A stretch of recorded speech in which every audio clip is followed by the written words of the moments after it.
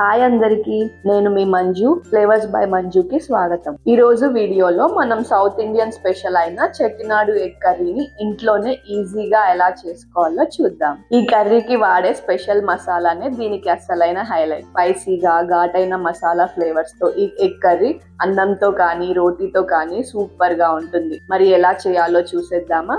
ముందుగా ఒక 5 గుడ్లని ఉడికించి పొట్టు తీసి పక్కన పెట్టేసుకోండి.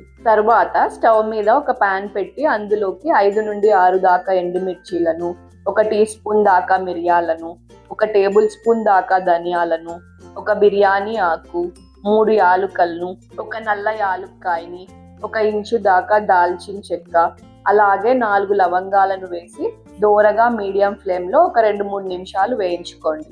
అవి వేగాక అందులోకి 1 టీ స్పూన్ దాకా జీలకర్రను, 1 టీ స్పూన్ దాకా సోంపును, 1 టీ స్పూన్ దాకా గసగసాలను, అలాగే 1 టేబుల్ స్పూన్ దాకా ఎండు కొబ్బరి తురుమును వేసి మీడియం ఫ్లేమ్ లోనే వేయించుకోండి. కొబ్బరి గోల్డెన్ కలర్ వచ్చేంత వరకు వీటిని వేయించుకోండి. కొబ్బరి రంగు మారాక వీటిని వేరొక బౌల్లోకి తీసుకొని చల్లారనివ్వండి. అవి కొద్దిగా చల్లారిన తర్వాత మిక్సీ జార్లోకి వేసుకొని మెత్తని పొడిలాగా గ్రైండ్ చేసి పక్కన పెట్టేసుకోండి.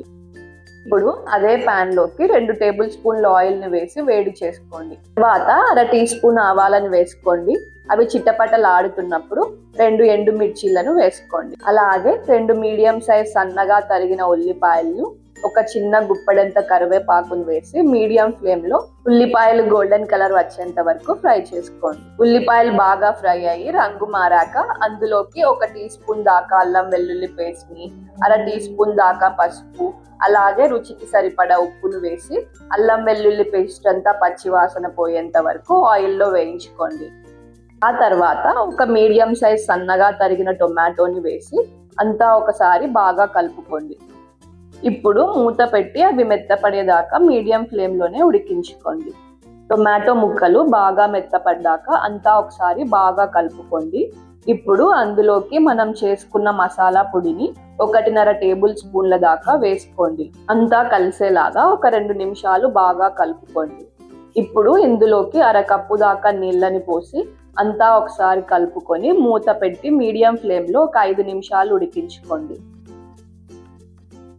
ఒక 5 నిమిషాలు ఉడికిన తర్వాత ఇప్పుడు అందులోకి 3 పచ్చిమిర్చి పొడవుగా కట్ చేసుకున్నవి వేసి ఒకసారి బాగా కలుపుకోండి.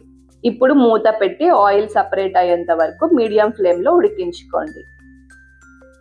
ఆయిల్ సపరేట్ అయ్యాక మూత తీసి ఉడికించిన గుడ్లను వేసుకోండి. 1 గుప్పెడంత కొత్తిమీరను వేసుకోండి. అలాగే ఒక 10 నిమ్మకాయ చుక్కల్ని పిండి అంతా ఒకసారి బాగా కలుపుకొని ఒక 2-3 నిమిషాలు మీడియం ఫ్లేమ్ లో ఉడికించుకొని స్టవ్ ఆఫ్ చేసేయండి. అంతే అండి, చెట్టినాడు ఎగ్ కర్రీ రెడీ అయిపోయింది. స్పైసీగా ఘాటైన మసాలా ఫ్లేవర్ తో ఈ ఎగ్ కర్రీని అన్నంతో కానీ రోటీతో కానీ తింటే టేస్ట్ సూపర్ గా ఉంటుంది. మీరు కూడా ఇంట్లో తప్పకుండా ట్రై చేసి టేస్ట్ చేశాక ఎలా వచ్చిందో కమెంట్ చేయండి. ఈ వీడియో నచ్చితే లైక్ చేయండి, మీ ఫ్రెండ్స్ కి రిలేటివ్స్ కి షేర్ చేయండి. మరిన్ని టేస్టీ రెసిపీస్ కోసం నా ఛానల్ ను సబ్స్క్రైబ్ చేసుకోవడం మర్చిపోవద్దు. మళ్ళీ ఇంకొక వీడియోలో కలుద్దాం.